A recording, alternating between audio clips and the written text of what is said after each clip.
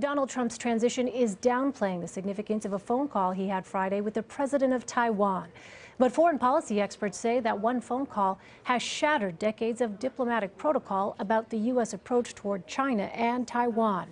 The U.S. formally broke off diplomatic relations with Taiwan in 1979, and the National Security Council was forced to affirm on Friday that the U.S. is not changing its policy.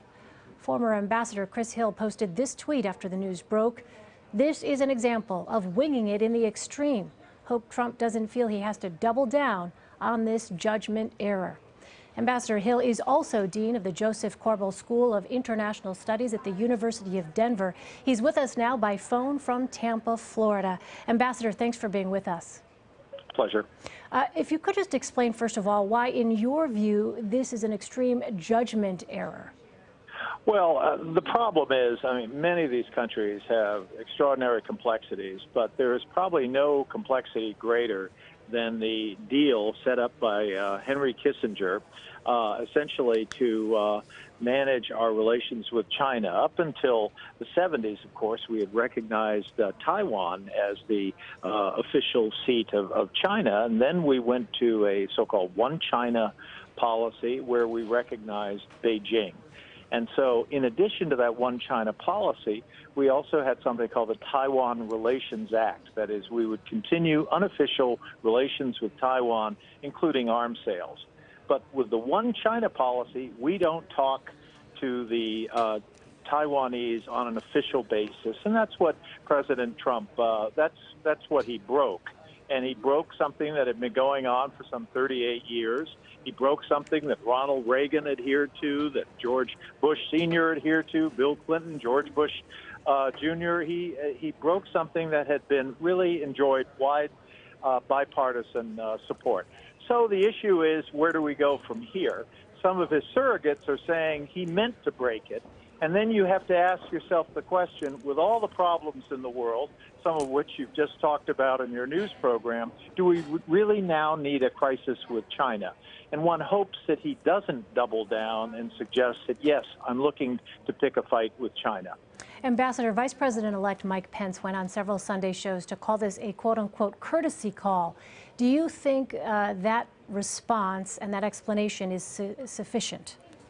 I think it's the right way to go. It's not in keeping with the agreements with China over many years that there should be no discussions between the American president and the Taiwan president, because what today is a courtesy call could develop into something else. And so that is the reason they've never done it. But on the other hand, if Mike Pence and others are trying to downplay it and say, look, let's just move on, we're not trying to change policy, that's, I think, the right approach, because we need to work with China on some very serious problems. North Korea, the South China Sea, trade problems with China.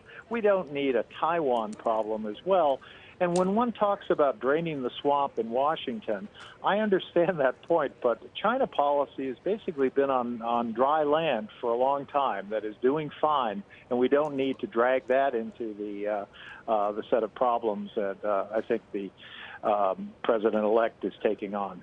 I wonder what you think, Ambassador, about Mr. Trump's own defense of the call. On Twitter Friday, he wrote, "Interesting how the U.S. sells Taiwan billions of dollars of military equipment, but I should not accept a congratulatory call." Does he have a point there? I think anyone who has, for the first time, been read into the Taiwan Relations Act and the One China policy kind of looks at it and says, you mean we can't talk to them officially, but we can sell $1 billion worth of arms?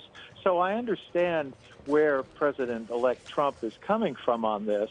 But, you know, there are some things that have lasted a long time, in this case 38 years, have been put together by some of the great diplomatic experts of all time, including Henry Kissinger and Zbigniew Brzezinski and Jimmy Carter and Richard Nixon. And so it works.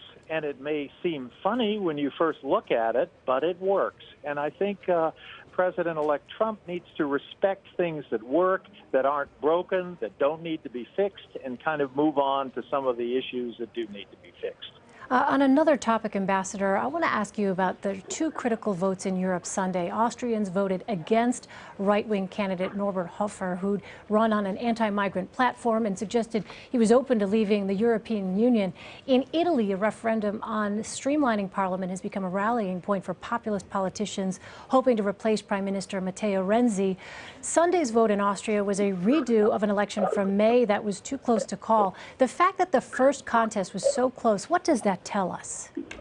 Well, there is a lot of great frustration in Europe with the European Union and with its sort of management of these big issues that Europeans are dealing with. And of these big issues, one of them, of course, has been the onslaught of refugees from places like Syria. And so there's a great frustration among Europeans who say, look, we were happy to join the European Union. We were happy to join this civilizing concept of Europe, but we wanted to join Europe as a civilization, not join it as a bureaucracy. And so there's a great deal of frustration in Europe.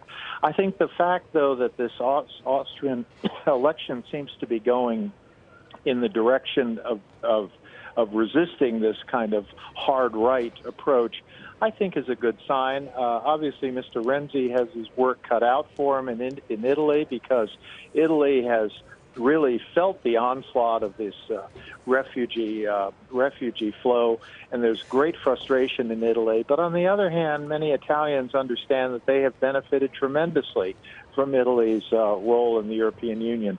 So I think we have to wait and see. Obviously, Brexit kind of was a game changer, and then the election of Donald Trump, another game changer.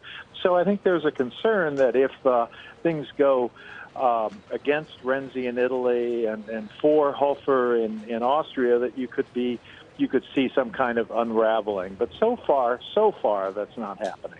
All right, Ambassador Chris Hill, we appreciate your insight. Thank you.